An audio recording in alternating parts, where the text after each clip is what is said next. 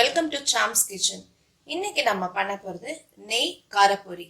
அதுக்கு தேவையான இன்கிரீடியன்ட்ஸ் பார்த்துடலாங்க. 15 பல்லு பூண்டு தட்டி எடுத்து வச்சிருக்கேன். 3 வரமிளகா.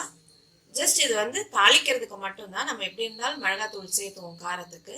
3 வரமிளகா கட் பண்ணி எடுத்திருக்கேன். 1 கைப்பிடி கருவேப்பிலை, 1 கப் நிலக்கடலை, 1/2 டேபிள் ஸ்பூன் மிளகாத்தூள், 1/4 டேபிள் ஸ்பூன் மஞ்சத்தூள், 1 கப் பொட்டுக்கடலை. இப்போ இதை எப்படி பண்ணலான்னு சொல்லி பார்த்துடலாங்க. ஸ்டவ் பருத்தி கடாயை வச்சு தேங்காய் எண்ணெய் ஊற்றிருக்கேங்க. 3 டேபிள் ஸ்பூன் தேங்காய் எண்ணெய் ஊற்றிருக்கேன். இப்போ இதில் ஃபர்ஸ்ட் நம்ம நிலக்கடலையும் பொட்டுக்கடலையும் போட்டு வறுத்து எடுத்துடலாம். இப்போ பொட்டுக்கடலையும் நிலக்கடலையும் நல்லா வறுப்பட்டுருச்சுங்க. இந்த ஸ்டேஜில் இதை எடுத்துடலாம். எண்ணெயிலேருந்து இதை எடுத்துடலாம். இப்போ அதே எண்ணெயில் நம்ம பூண்டு போட்டுடலாம். பூண்டு போட்டு நல்லா வறுத்து எடுத்துடலாம்.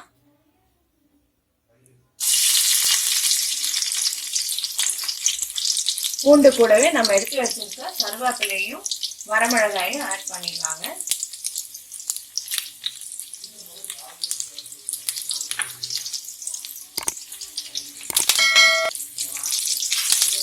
பூண்டு கலவை லைட்டா உப்பு போட்டுக்கலாங்க. பாருங்க, பூண்டு நல்லா வதங்கி வந்துருச்சு, நல்லா வறுபட்டுருச்சு, மொறுமொறுன்னு ஆயிடுச்சு. இதோட வாசனை வரமிளகா கருவேப்பிலை பூண்டோட வாசனை ஃபுல்லா அந்த எண்ணெயில இறங்கிடுச்சு. இந்த ஸ்டேஜ்ல நம்ம எடுத்து வச்சிருக்க மஞ்சத்தூளையும் மிளகாத்தூளையும் ஆட் பண்ணிடலாம்.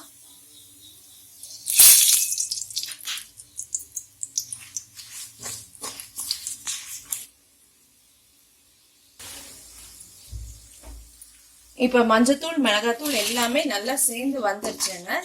இந்த ஸ்டேஜ்ல நம்ம பொரி ஆட் பண்ணிடலாம்.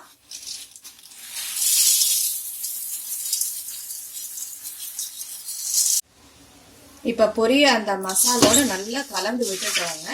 இந்த ஸ்டேஜ்ல நம்ம வறுத்து வச்சிருக்க நிலக்கடலையும் பொட்டுக்கடலையும் இதுல சேர்த்துடலாம்.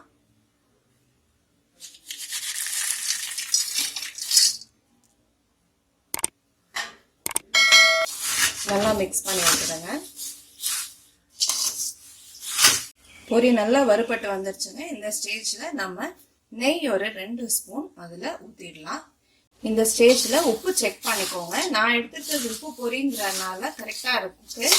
நீங்க ஒரு சிலர் பிளெயினா இருக்கும் பொரி, அதனால உப்பு செக் பண்ணி போட்டுக்கோங்க.